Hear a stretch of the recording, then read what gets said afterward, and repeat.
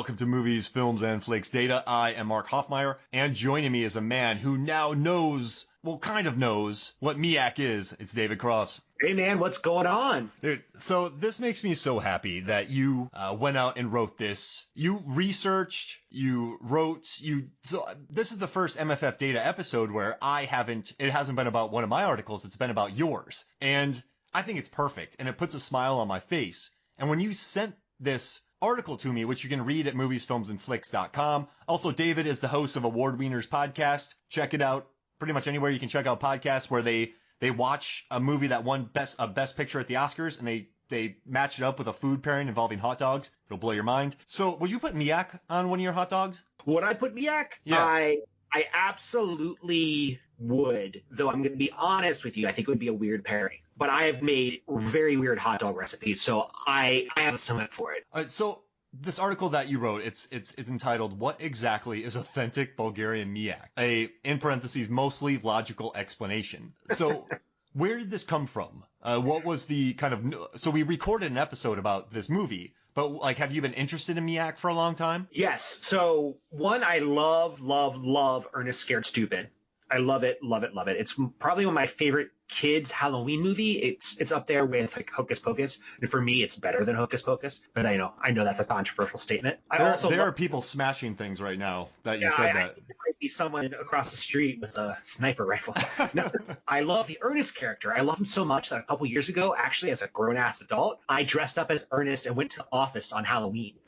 Oh, that's great. No one recognized me though, which was a little sad, but I think I looked good. If I ever did cosplay or dressed up, it would be Ernest, and I'd take a fake turtle with me and a jar of Miak. I dressed up as Ernest from Ernest Scared Stupid, and I had a jar of Miak. Oh, that's perfect. I think the Miak line, or Miak from this film, is probably one of the most famous foodstuffs from, my childhood. And we used to always quote this line when we were like playing and acting things out as a child. So I just have really fond memories of authentic Bulgarian Miak and Ernest. Now, what you did was I've tackled a lot of data, and I love how you broke down the core elements of Miak. You looked at the stoneware jar that Ernest pulled out. And so you have authentic Bulgarian Miak, but then you have from concentrate, and then you have plain. So where did you start? Like, what did you tackle first? The pure, authentic Bulgarian Miak, the from concentrate, or plain? Or did you start with the jar? So I'll take a step back. Okay. Just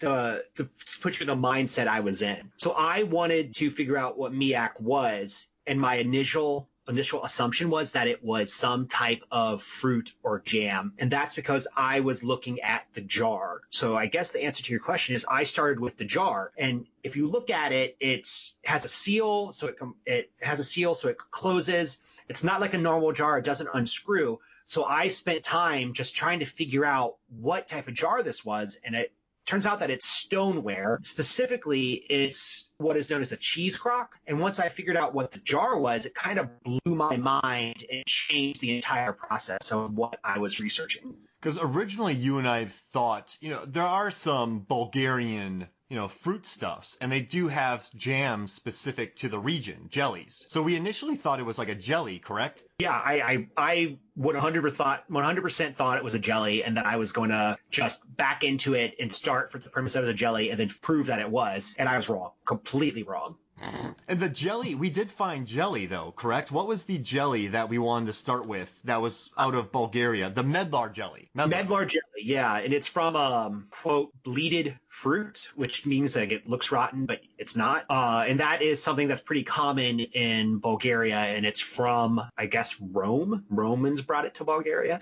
So like, as you can see, I'd already researched like the fruit before I started really getting into this. And I guess that proves that maybe you shouldn't have an idea of what the research before you started, actually. And now you really were Sherlock Holmes in this. I would say you're the Benedict Cumberbatch, not the Robert Downey Jr. of this, because you really broke this down and you used really great clues. So one great clue that I love that you took is Ernest, when he squares off with the troll, He's like, yeah, pure authentic Bulgarian Miak. I bet you didn't think I could find it at this time of year. So it's a seasonal product. Yeah, it's a seasonal product. And what I thought about it then was, okay, if it's a seasonal product, and Ernest can't find it at this time of year, what time of year is it? In the movie, it's October. So that means it has to be in a different season. What's the farthest season from October, or excuse me, autumn, spring? So I was like, okay, so Miak has to relate to the spring in some way. Wow. Now, when was your aha moment when you kind of broke down that? So your definition of Miak is a Bulgarian style flavored yogurt sauce that is commonly eaten in the spring and served with a thin pancake. What was your aha moment that kind of led you to that? The aha moment for me when I knew that I was on, I think, the right track was when I was researching the picture itself. And on the picture, it says from concentrate. Now, typically you would think of from concentrate as meaning from a fruit or a vegetable or something like that. But when I started researching the term, I found that that could also relate to dairy products. So for example, condensed milk is an example of a concentrated dairy product. And once I knew that, I was like, oh, this is a dairy product. This is 100% a dairy product. If the jar is stoneware, if it's called a cheese crock, if from concentrate means that it could be a dairy product, this is a dairy product. And that blew everything up. And from there, it was really researching Bulgaria as a whole and its culture and seeing what type of things people in that country eat regularly, what type of things they cook regularly, what are the spices that are common. And once I had that together, I was able to just create a list and say, okay, if it's this, then this, if this, then this, and put it all together. And the Bulgarians have a pretty interesting yogurt strain that they're well known for. So if you type Bulgarian yogurt, they compare it to a lot of different yogurts, but they have a different strain. So a condensed kind of yogurt substance would not be out of the picture because they're well known for their yogurt. Exactly. Yeah, that was the confirmation to my initial thought. Once I was like, oh, it's a dairy product. Oh, the crock is clearly containing some type of dairy product. And then they're known for yogurt. It was like, that was it. It's a yogurt. It has to be a yogurt. Oh my gosh. Yeah. And then some of the other things I think added to that was the idea that, when you see Ernest in the movie, it's clear that he's going to throw the product in the troll's face. So it has to be, loose enough to be able to be jettisoned from the jar. So that means it's not a paste. You also don't see any powder. So it's, not a powder. It doesn't slosh about. It doesn't fall out when he drops the jar. So it's not a liquid. And it just slowly added up every time I rewatched it. Oh, this is obviously yogurt. Yeah, that's a great point. And I was also thinking about jelly. Jelly wouldn't jettison. Yeah, I think if it's super loose, like a jam, it might. But again, I think you'd probably have it in a different type of jar. Got it. Yeah, we also saw that in France. There's a certain seasonal yogurt that is served in stoneware, and people love buying it to build their collection of those yogurt jars. So it's not implausible for other countries, even Bulgaria or United States, to have them in the stoneware jar. Yes. Yeah. That once you sent me that, I was more confident in my selection. I think the area that I struggled with the most actually was deciding what flavors went into the Miak. So what I did here is I thought about how it can't just be a yogurt or a yogurt sauce. It has to have things in it to make it different, so it's worded differently. And my thinking behind this is that it's the jar's label is in English, and it's not called yogurt. It's called Miak. That makes it a very specific product. Yes. So I was like, it has to contain something else than yogurt. It's not like yogurt with Miak spices, or it's just Miak. So I did a lot of reading into traditional Bulgarian just spices and flavor palettes, and I had to decide on what would go in there. And what I ended up going with was a sweet paprika, honey, and spearmint. And I learned that paprika is a really big thing there. They have very different versions of it, and spearmint's a very big thing there. And I got the honey from sort of a traditional condiment. They do a honey and garlic fermentation. And so I just took the honey from there, and I ended up thinking about it as this sweet sauce. And I decided that was going to be sweet because that was another thing I had to do, because they already have a savory yogurt sauce. So I was like, you know what? Bulgaria doesn't need two super savory pancake sauces. So I was like, it has to be sweet. That'd be kind of battling. I'm just saying it. So I think so they have their traditionally sauce. So they're not gonna. It's not like someone's gonna try to challenge Heinz ketchup. Like they're gonna want to be something different, correct? Yeah. Got it. Yeah, I love that you found that the pollution sauce. Yeah. It looks pretty good. I mean, it's sort of tahini or not tahini, tzatziki like. Yeah. And how'd you come up with the spearmint again? So the spearmint's one of their main spices. Oh, got it. Yeah, it's used in a different word. I used the English translation of it because I couldn't pronounce it. I was like, it's equivalent to spearmint. It's spearmint. I guess the one thing that I was like sort of iffy on was the idea of what to serve it with, and I chose pancakes. And the word pancakes is a little tongue in cheek here because really they are the equivalent of crepes. Yeah.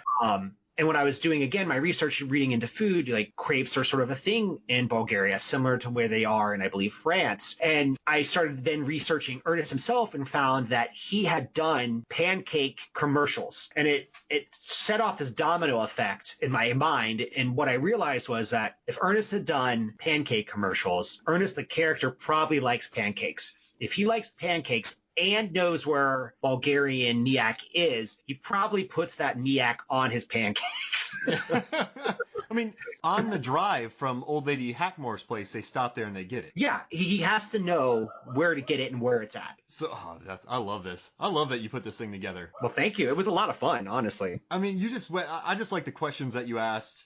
You also have milk and yak in here, kind of like and you use the word portmanteau. Yeah. I don't know if that's true. So what it says is I think Miak is a portmanteau of milk and yak. And I've always thought this since I was a little kid. I can't prove it, but I really think it is. Bob, so in the end, like what's your favorite part of this data art? So you went all in on this. What was the most gratifying find of this data article for you? So I think the most gratifying part to me was realizing that Ernest, our dumb, denim-clad hero, almost defeated the troll by accident. The most earnest thing possible, because you can kill the troll by milk and milk substances. It could be ice cream, it could probably be cheese, honestly. But it was funny because it's like everyone's like making fun of Ernest, like, oh, he's so dumb, he brought Miak, but he brought something that could actually defeat the troll. I love it. And now the troll shows outward fear at milk trucks and milk and ice cream. He shows no fear towards Miak, but he's also been in the ground for a very long time. And I don't know if Bulgarian Miak had made its way over to the United States yet. So do you think the troll's when the troll goes Miak, do you think he doesn't sense it is a yogurt substance that we think it is, but it doesn't know it because it's unfamiliarity with, because it probably wouldn't know what ice cream is either, but does it smell it? But since it's in a stoneware jar, it probably didn't have time to smell the thing. Does that make sense? Yeah, I just think he didn't know what it was. And what's this dumb guy I've already fought? Like, what does he think it is? It's definitely not milk. And then he blows him away with like acid breath. Yeah. But thank you so much, man. It was nice not to talk about something I wrote. Nice to have you come on and talk about this. This is a lot of fun. Thanks. I'm very happy that you decided to publish it. No, I love it. And so for me, Mark Hoffmeyer, and for the author, David Cross, the host or co-host of Award Wieners podcast, listen to it. This is Movies, Films, and Flicks Data. We'll see you next week.